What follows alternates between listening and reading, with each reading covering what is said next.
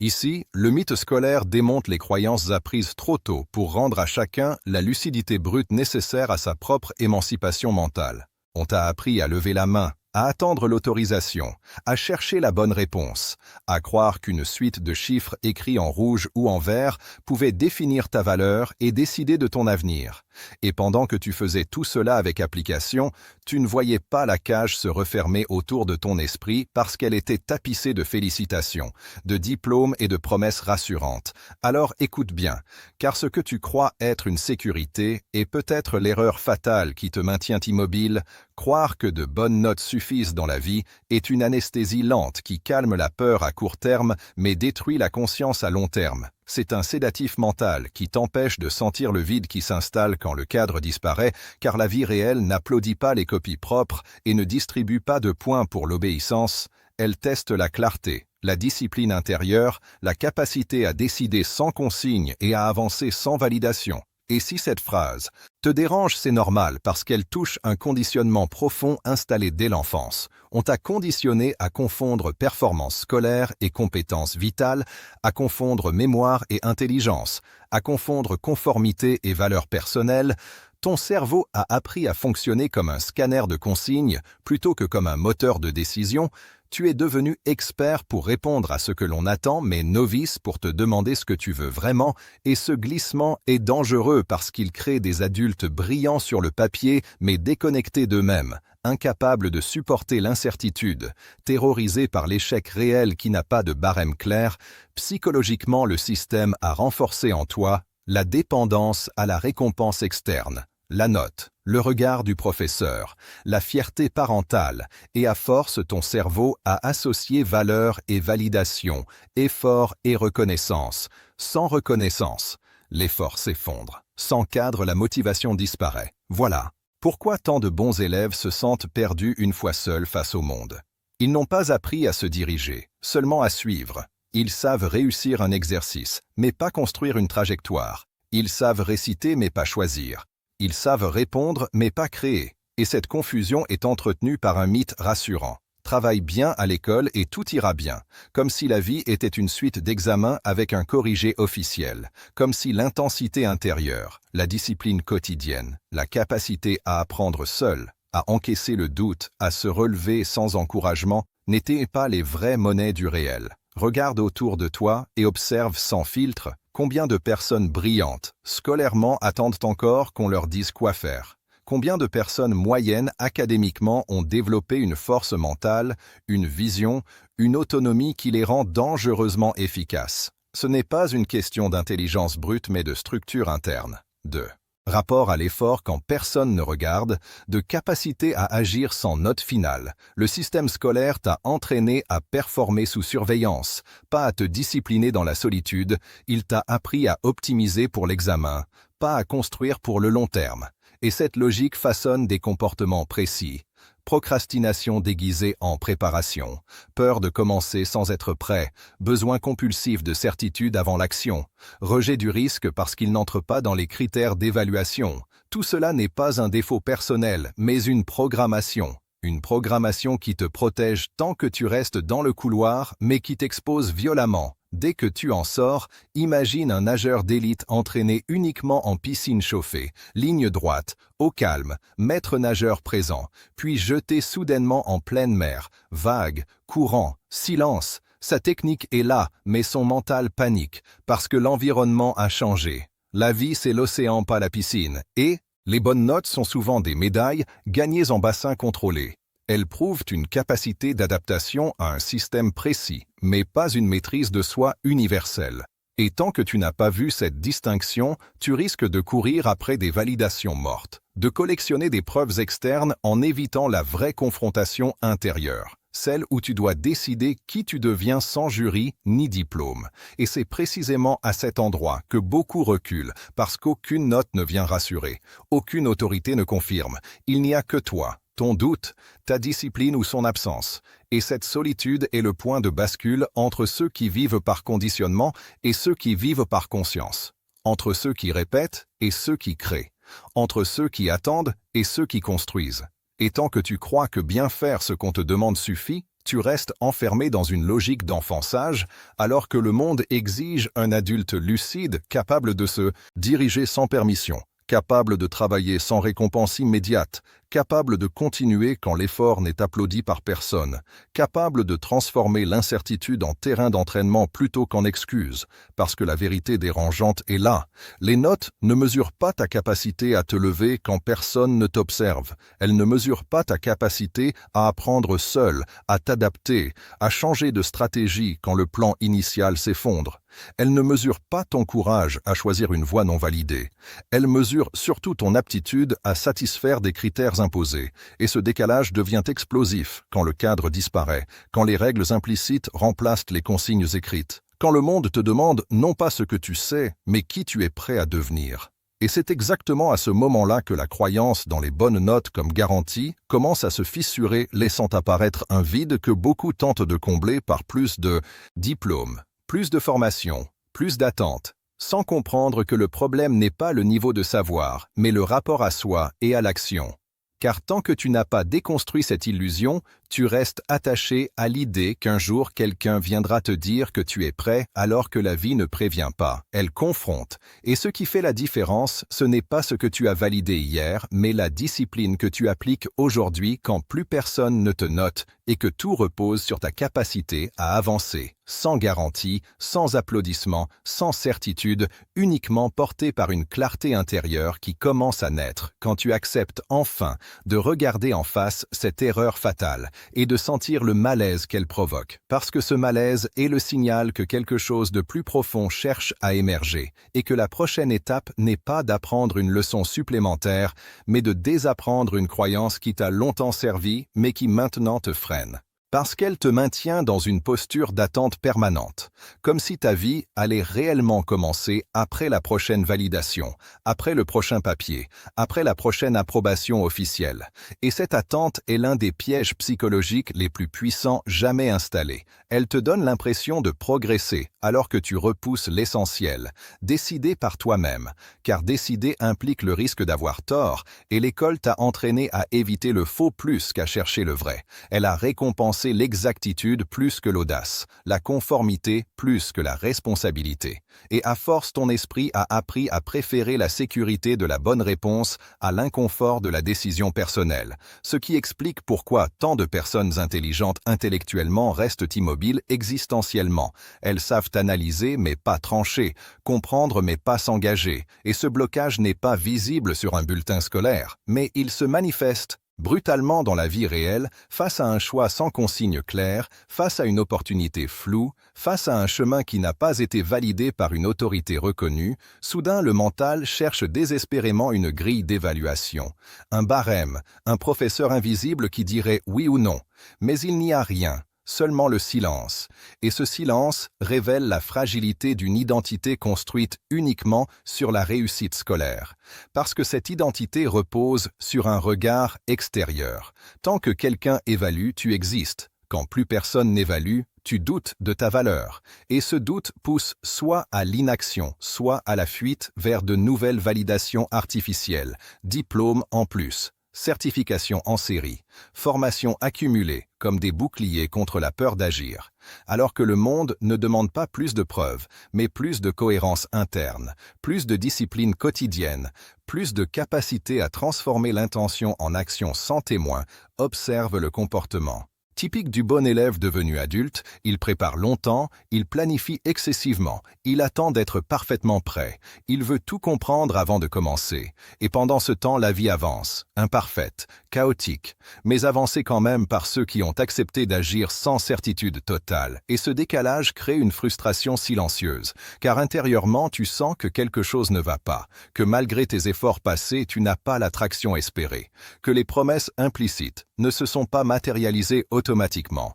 Et au lieu de remettre en question la croyance centrale, tu doutes de toi, tu penses manquer de talent ou de chance, alors que c'est ton logiciel interne qui est obsolète. Un logiciel conçu pour un environnement scolaire fermé et prévisible, pas pour un monde ouvert et mouvant. Un logiciel qui t'a appris à optimiser le court terme au détriment de la construction longue, car une note récompense un effort ponctuel alors que la vie récompense une constance invisible. Une répétition quotidienne sans applaudissements. Et cette différence change tout, parce que la discipline réelle n'a rien de spectaculaire. Elle ne se voit pas, elle ne se note pas. Elle s'accumule lentement dans le silence. Et c'est précisément ce que l'école ne t'a jamais appris à aimer. Elle t'a appris à travailler pour une échéance. Pas à travailler parce que c'est ton standard personnel. Elle t'a appris à fournir un effort quand il est exigé. Pas à créer une exigence interne non négociable. Alors imagine deux trajectoires. L'une guidée par les notes, l'autre par la discipline. La première fonctionne tant que le cadre existe. La seconde fonctionne partout, parce que la discipline n'a pas besoin de permission. Elle n'attend pas d'être évaluée. Elle agit parce qu'elle sait où elle va. Et ce savoir n'est pas théorique. Il est incarné, construit par l'expérience directe, par l'erreur assumée, par l'ajustement constant, exactement ce que l'école punit. Subtilement en valorisant la bonne réponse unique, alors que la vie valorise la capacité à corriger rapidement, à apprendre en marchant, à transformer un échec en information, pas en condamnation. Et ce glissement de perspective est douloureux pour ceux qui ont été conditionnés à voir l'erreur comme une faute plutôt que comme un feedback, car dans la vie l'erreur est inévitable, elle est même indispensable. Celui qui n'erre pas n'explore pas, celui qui n'explore pas stagne, et celui qui stagne finit par se sentir inutile malgré son potentiel. Ce sentiment d'inutilité est souvent masqué par un discours rationnel. J'ai fait ce qu'il fallait, j'ai suivi le parcours, mais intérieurement, une tension monte, une colère sourde contre le système, contre soi, contre le monde, parce que la promesse implicite a été trahie et cette colère peut soit te consumer, soit te réveiller. Tout dépend de ta capacité à voir clair, à comprendre que personne ne t'a volé ton avenir, mais qu'on t'a transmis une carte incomplète, une carte où la zone la plus importante, celle de la responsabilité personnelle, de l'autodiscipline, de la vision long terme, était laissée blanche, non pas par malveillance mais par limitation structurelle, car un système standardisé ne peut pas enseigner la singularité, il ne peut pas noter la conscience, il ne peut pas mesurer la force intérieure, il ne peut que classer des performances observables, et croire que ce classement résume la valeur humaine est une réduction dangereuse parce qu'elle te coupe de ta capacité à te définir toi-même, à te reprogrammer mentalement pour un autre type de jeu. Un jeu sans règles fixes, sans notes, sans jury, où le seul juge est le résultat accumulé de tes actions quotidiennes.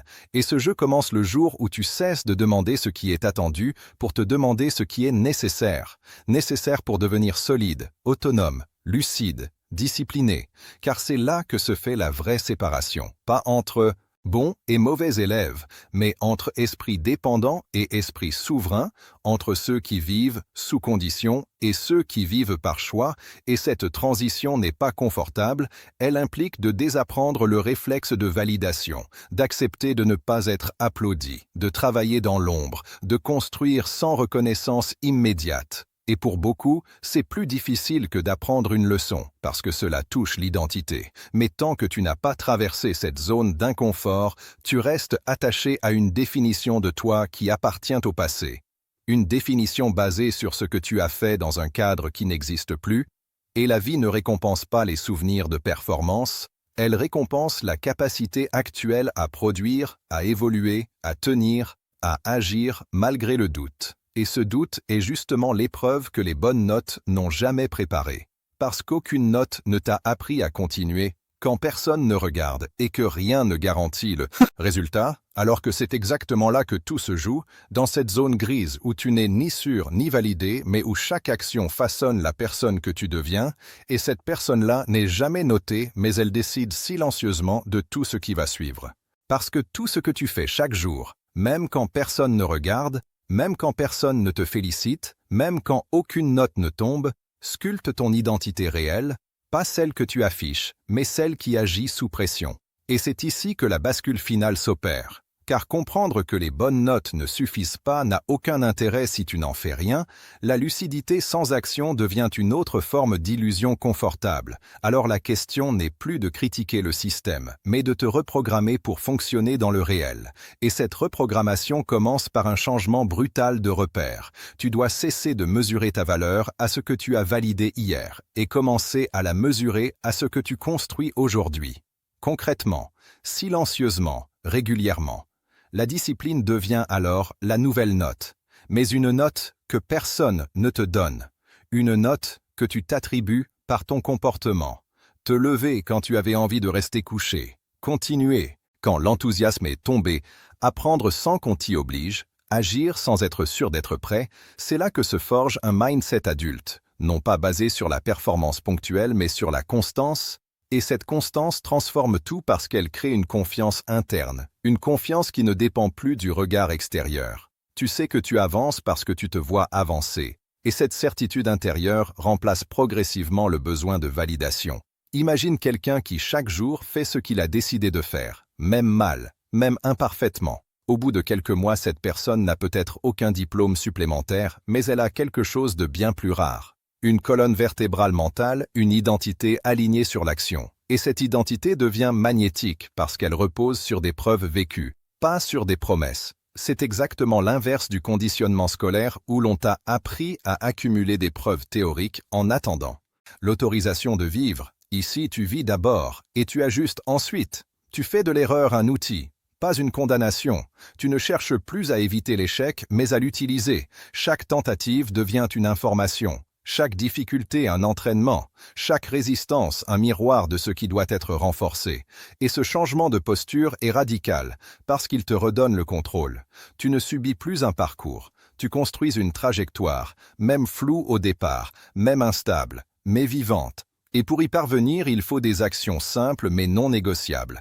Instaurer des routines sans récompense immédiate, travailler même quand personne ne te demande rien. Décider de standards personnels plus élevés que ceux imposés de l'extérieur, te former par nécessité et non par accumulation. Apprendre à finir ce que tu commences, même quand l'excitation initiale a disparu, parce que finir forge le respect de soi, et le respect de soi alimente la discipline, qui alimente la clarté, qui alimente l'action. C'est un cercle vertueux que l'école n'enseigne pas parce qu'il ne se note pas, mais tu peux l'installer consciemment, jour après jour, en acceptant que la transformation ne soit pas spectaculaire mais profonde, lente mais irréversible. Et plus tu avances ainsi, plus tu réalises que les bonnes notes étaient un entraînement partiel, pas une destination. Qu'elles pouvaient être utiles mais jamais suffisantes, qu'elles t'ont peut-être ouvert des portes mais qu'elles ne t'apprendront jamais à marcher seul dans un couloir sans lumière, et la vie est remplie de ces couloirs, moments de doute, de solitude, de choix sans garantie, moments où personne ne te dit si tu fais bien ou mal, moments où seule ta boussole interne compte. Et cette boussole se construit par l'action répétée, pas par la reconnaissance passée. Alors si tu veux vraiment sortir de l'erreur fatale, il te faut accepter une vérité inconfortable. Personne ne viendra te donner la note finale de ta vie. Il n'y aura pas de bulletin récapitulatif, seulement un ressenti intérieur, celui d'avoir vécu en conscience ou en attente, d'avoir agi ou différé, d'avoir choisi ou suivi. Et ce ressenti se fabrique maintenant. Dans les décisions ordinaires que tu prends quand personne ne regarde, c'est là que tout se joue. Pas dans le souvenir de tes réussites scolaires, mais dans la réalité de ton engagement présent.